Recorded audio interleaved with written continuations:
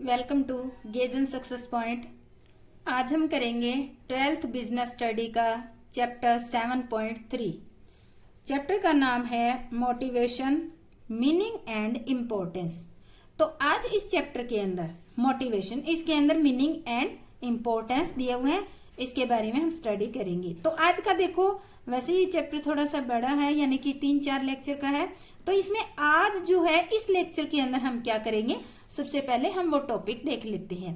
आज का हमारा टॉपिक रहेगा meaning, definition, characteristics of motivation. यानी कि आज हम इस मोटिवेशन का अर्थ, विशेषताएं और ये परिभाषा और विशेषताओं के बारे में स्टडी करेंगे। तो अब आपको थोड़ा सा बता देती हूँ कि मोटिवेशन कौन देता है और किसको दिया जाता है। तो देखो, मान लेते हैं कोई ये कर्मचारी है, बॉस है, यानी कि ये क्या है, एक अधिकारी है।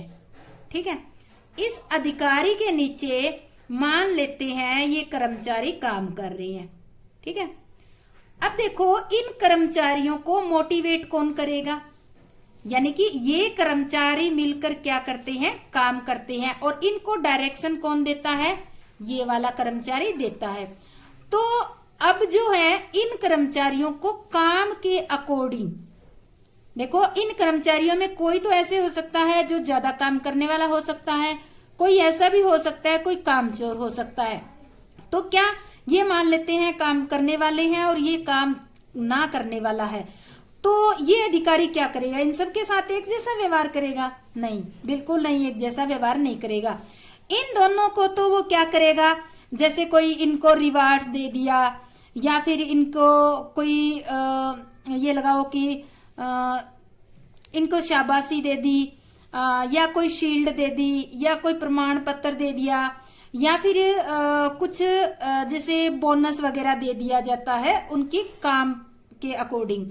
और जो काम ना करने वाले कर्मचारी हैं उनको भी मोटिवेट किया जाता है। उनको कैसे मोटिवेट करेंगे, उनको नेगेटिव तरीके के मोटिवेट करेंगे, क्योंकि मोटिवेशन 2 टाइप का होता है, एक पॉजिटिव और एक नेगेटिव। तो दोनों तरीके के मोटिवेशन एक संस्था के अंदर चलती हैं। अब देखो इन कर्मचारियों को तो संस्था के अंदर अच्छा काम करने के लिए, जैसे इनकी प्रमोशन कर दी है, या फिर इनको कोई नौकर की सुविधा दे दी है, या बोनस दे दिया है, या इस तरह से इनको मोटिवेट किया जाता है। और जो दूसरे टाइप के हैं उनको ये कह दिया जाता है कि इनको पनिशमेंट दे दी जाती है, या सैलरी काट ली जाती है, या फिर ये इनको ऊपर के पद से नीचे के पद पर ले आया जाता है। तो इस तरह से एक अधिकारी के द्वारा अपने कर्मचारियों को मोटिवेट किया जाता है। तो अब हम इसकी थ्योरी पढ़ेंगे। वैसे आपने मोटिवेशन शब्द सुना ही होगा, जैसे कि आप परिवार में रहते हैं तो कोई बच्चा कोई जिद कर लेता है तो उसकी मम्मी क्या कहती है, तुझे खिलौना ला दूंगी, ये काम कर ले। जैसे स्कूल का काम नहीं करता है बच्चा, तो क्या कहते हैं, पार्क में चलेंगे, जल्दी जल्दी काम कर ले। तो वो क्या है, एक मोटिवेशन ही तो है। सेम वैसे ही एक संस्था के अंदर लागू होता है। तो आज हम करेंगे, अब देखो स्टार्टिंग हमने मोटिवेशन का ये पता लगा लिया कि मोटिवेशन क्या है, तो हम इसका मीनिंग पढ़ेंगे, जिसको हम थ्योरी के रूप में एक्सप्लेन कर सके। मीनिंग ऑफ मोटिवेशन, इसको हिंदी में कहते हैं अभिप्रेरणा का अर्थ। मोटिवेशन को हिंदी में अभिप्रेरणा कहते हैं। तो अभिप्रेरणा का अंग्रेजी भाषा का अनुवाद मोटिवेशन है। मोटिवेशन जिसकी उत्पत्ति अंग्रेजी के मोटिव शब्द से हुई है। 1 नंबर का क्वेश्चन है ये, मोटिवेशन की उत्पत्ति किससे हुई, अंग्रेजी के शब्द मोटिवेशन से हुई थी। मोटिव का अर्थ क्या होता है, व्यक्ति में छुपी हुई ऐसी इच्छा शक्ति। मोटिव का मतलब छुपी हुई ऐसी इच्छा शक्ति से है जो उसे कार्य करने के लिए प्रेरित करती है। देखो अगर मोटिवेट कर दिया जाता है तो व्यक्ति की जो छुपी हुई शक्ति है, मोटिवेट करना ही व्यक्ति की जो छुपी हुई शक्ति है उसको जगाना होता है। तो इस प्रकार मोटिवेशन का अर्थ उस प्रक्रिया से है जिसके द्वारा व्यक्तियों को उनकी जरूरतों का अनुभव इसलिए कराया जाता है कि उन जरूरतों को पूरा करने के लिए वे कुछ कार्य करेंगे और जो संस्था के हित में होगा। यानी कि अधिकारी जो है मोटिवेशन देता है तब ये ध्यान में रखता है कि उनकी जो भी एम्प्लॉय है या उनकी जरूरतों को जगाया जाता है। या एक संस्था के अंदर नहीं कहीं भी देखें तो मोटिवेशन का जो मेन मकसद होता है वो व्यक्ति की जरूरतों का अनुभव कराना होता है। क्या कराना होता है? जरूरतों का अनुभव। जब एक व्यक्ति को ये पता चल जाएगा कि उसकी ये जरूरत है और काम करने से पूरी हो सकती है तो वह व्यक्ति क्या करने लग जाएगा? संस्था में कुछ वो कार्य करने लग जाएगा। और अगर वो कार्य करेगा और एक संस्था में कार्य करेगा तो इसका किसको बेनिफिट मिलेगा?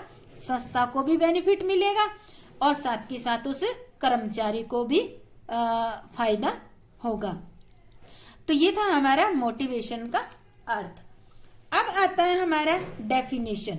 मोटिवेशन की परिभाषा क्या है? तो देखो, डेफिनेशन ऑफ मोटिवेशन कुंट्स तथा ओडोनल के अनुसार अभिप्रेरित करना लोगों को इच्छित ढंग से कार्य करने के लिए प्रेरित करना है। यानी कि अभिप्रेरित का मतलब लोगों को इच्छित ढंग से इच्छा अनुसार कार्य करने के लिए प्रेरित करना है, उनको जगाना है ताकि वो कार्य करने लग जाए। इसके बाद आता है कैरेक्टरिस्टिक्स ऑफ मोटिवेशन, यानी कि अभिप्रेरणा की विशेषताएं। पहली विशेषता है मोटिवेशन एक आंतरिक अनुभव है। Motivation is a internal feeling. अभिप्रेरणा एक मनोवैज्ञानिक धारणा है जो व्यक्ति के अंदर पैदा होती है। देखो, जो मोटिवेशन होती है वो बाहर से नहीं आती, मोटिवेशन अंदर से ही क्रिएट, यानी कि आपको कोई बात बता दी जाए तो आप मोटिवेट अपने अंदर से ही होगे।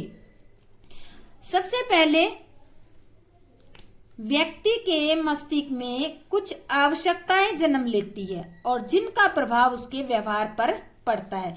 यानी कि क्या होता है मोटिवेशन के अंदर, इसमें जब व्यक्ति को मोटिवेट किया जाता है तो उसकी जरूरत के बारे में बताया जाता है कि आपकी ये जरूरत है, आपको ये कार्य करना चाहिए। जब उसको ये बात पता चलती है तो उस व्यक्ति के सबसे पहले दिमाग में कुछ आवश्यकताएं जन्म लेना स्टार्ट कर देती है, यानी कि कुछ क्रिएट होना स्टार्ट हो जाता है, कुछ नीड उसको स्टार्ट हो जाती है क्रिएट होने। उसके बाद क्या होगा, जब उसकी आवश्यकताएं जाग जाएगी तो उसका प्रभाव क्या पड़ेगा? उसके व्यवहार पर पड़ेगा और उसका व्यवहार जो है किस में चेंज हो जाएगा? कार्य करने लग जाएगा। नेक्स्ट आती है अभिप्रेरणा से लक्ष्य प्राप्ति व्यवहार पैदा होता है। अभी हमने ऊपर देखा ना कि आवश्यकताएं जन्म लेती हैं, आवश्यकता जन्म लेने से क्या होगा और उसके प्रभाव यानी कि उसका व्यवहार चेंज होता है, व्यवहार से वो कार्य करने लग सकता है और कार्य होगा तो क्या होगा? किसी भी संस्था का उद्देश्य भी प्राप्त होगा। तो ये इसीलिए इन्होंने कहा है अभिप्रेरणा से लक्ष्य प्राप्ति व्यवहार पैदा होता है। मोटिवेशन प्रोड्यूस गोल डायरेक्टेड बिहेवियर, यानी कि जो अभिप्रेरणा है वो लक्ष्य प्राप्ति का व्यवहार पैदा करती है। तो डिटेल में देखते हैं इस पॉइंट को। अभिप्रेरणा एक ऐसी शक्ति है जो कर्मचारियों को उद्देश्य प्राप्ति की ओर अग्रसर करती है। अभिप्रेरित कर्मचारियों के व्यवहार से स्पष्ट व्यवहार दिखाई देता है, उनका रुझान उद्देश्य प्राप्ति की ओर रहता है। देखो, जो भी अभिप्रेरित कर्मचारी होते हैं उनके व्यवहार से ही पता चल जाता है, उनके काम को देखकर पता चल जाता है कि हाँ ये इस जो व्यक्ति है ये मोटिवेटेड है और इसका जो रुझान है वो उद्देश्य प्राप्ति की ओर है। मान लेते हैं अब आप +2 क्लास में हैं, आपको कह दिया जाता है कि अगर आप जैसे कि 90 अबव% ले लोगे तो आपको स्कॉलरशिप मिलेगी और इतने रुपए मिलेंगे। तो इससे आप मोटिवेट हो जाओगे और आप क्या करोगे? ज्यादा पढ़ना स्टार्ट कर लोगे, तरीके से पढ़ना स्टार्ट कर लोगे। इस तरीके से क्या होगे? आप मोटिवेट होगे। और सेम वही रूल किस पे लागू होता है? फर्म के अंदर एम्प्लॉय पे भी लागू होता है। तो थर्ड हमारा आता है अभिप्रेरणा सकारात्मक तथा नकारात्मक हो सकती है। स्टार्टिंग में मैंने बताया था ना एग्जाम्पल, तो सेम वही पॉइंट हमारा यहाँ भी आ गया। तो motivation can be either positive और नेगेटिव। अभिप्रेरणा के दृष्टिकोण से कर्मचारी दो तरह के होते हैं। अगर हम अभिप्रेरणा को लेते हैं तो अभिप्रेरणा के दृष्टिकोण से कर्मचारी दो टाइप के होंगे। एक तो होते हैं एक काम करने वाले और दूसरे कामचोर। एक कौन से होते हैं? काम करने वाले और दूसरे कामचोर। जो कर्मचारी काम करने वाले हैं उन्हें पुरस्कार देकर प्रोत्साहित किया जाता है तथा जो कामचोर हैं उन्हें पदावंती, डिमोशन, निष्कासन, सस्पेंशन जिसको कहते हैं, पद से हटाना, टर्मिनेशन आदि का डर दिखाकर प्रोत्साहित किया जाता है। अब देखो, जो काम करने वाले हैं उनको तो आप किसी भी तरीके से मोटिवेट कर सकते हो, इजीली होता है। पर जो कामचोर व्यक्ति होते हैं उनको मोटिवेट करने के लिए आपको तरीके सोचने पड़ेंगे, क्योंकि देखो किसी कर्मचारी को ऊपर से नीचे के पद पर लाते वक्त बहुत बार सोचना पड़ता है। उसको पद से निकालते वक्त, टर्मिनेट यानी कि नौकरी से हटाते वक्त भी दिमाग में ये बात आती है कि व्यक्ति को नहीं निकालना चाहिए। तो जो डीमोटिवेट होता है या ये कहते हैं नेगेटिव मोटिवेशन होता है, ये भी कर्मचारियों को करना पड़ता है मजबूरी में आकर। कोई भी संस्था जानबूझ के कर्मचारियों को नेगेटिव मोटिवेशन नहीं देती। हर एक फर्म की ये इच्छा होती है कि पॉजिटिव तरीके से मोटिवेशन दिया जाए ताकि कोई कर्मचारी ऐसा बचे ही ना कि जो कामचोर हो और जिनके लिए हमें नेगेटिव मोटिवेशन का तरीका अपनाना पड़े। तो मोटिवेशन के तरीके से हमने दो टाइप के कर्मचारी पढ़े और उनके अकॉर्डिंग मोटिवेशन भी आपकी दो तरीके की पढ़ी है। इसके बाद आता है हमारा नेक्स्ट पॉइंट, अभिप्रेरणा एक जटिल प्रक्रिया है। Motivation is a complex process. संगठन में काम करने वाले लोग अलग अलग प्रकृति के होते हैं, उनकी आवश्यकताएं भी अलग अलग होती है, तो सभी को किसी एक विधि से प्रोत्साहित नहीं किया जा सकता। व्यक्तियों की आवश्यकताओं को ध्यान में रखकर वित्तीय और अवित्तीय विधियों का प्रयोग किया जाता है। अब देखो, मोटिवेशन करने के लिए एक बंदा ऐसा हो सकता है जिसकी वित्तीय स्थिति कमजोर है, तो उसको किस तरीके से मोटिवेट किया जाएगा? उसको मोटिवेट करने के लिए जैसे बोनस दे दिया, इंसेंटिव दे दिया, इस तरीके से उसको मोटिवेट किया जा सकता है। एक बंदा फर्म के अंदर ऐसा है, बहुत अच्छा काम कर रहा है, पर उसकी फाइनेंशियल पोजीशन जो है, वित्तीय स्थिति बहुत अच्छी है, तो उसको आपको मोटिवेट करने के लिए अवित्तीय जो तरीका है, विधि है, उसको अपनाना पड़ेगा। इस कंडीशन में जैसे कि उसको सम्मानित कर दिया या फिर उसको कोई शील्ड दे दी या कोई सर्टिफिकेट दे दिया या फिर उसको कोई और जो सुविधा होती है, जैसे कि घर में कोई नौकर दे दिया, मकान दे दिया रहने के लिए, इस तरह की जो सुविधाएं होती है वो अवित्तीय सुविधाएं होती है। यानी कि कुल मिलाकर आप कह सकते हो अवित्तीय सुविधा के अंदर व्यक्ति का जो स्टेटस होता है उसको इंक्रीज किया जाता है। तो दो तरीके से पॉजिटिव मोटिवेशन भी आप दो तरीके से दे सकते हो। जिस कर्मचारी की वित्तीय स्थिति अच्छी नहीं है उसको वित्तीय तरीके से आप मोटिवेट कर सकते हो, और जिसकी वित्तीय स्थिति बहुत अच्छी है तो उसको अवित्तीय यानी कि नॉन मॉनेटरी जो मोटिवेशन की टेक्निक है उसको अपनाकर आप उसको मोटिवेट कर सकते हो। तो बच्चों, ये मैंने जो नोट्स बनाए हैं ये आपकी 12th की बुक में से ही लेकर बनाए हैं, और इसमें कुछ पॉइंट बहुत बड़े थे तो उनको मैंने कुछ छोटा भी किया है, समझाने की कोशिश की है। और आप अगर इन्हीं पॉइंट को ही, ये मैंने आपकी +2 की बुक में से कोई भी पॉइंट मिस नहीं किया, बल्कि जो भी लिखा है बहुत सोच समझकर शॉर्ट बनाकर लिखा है। अगर इतना आप लिख दोगे तो आपके फुल बाय फुल मार्क्स आएंगे।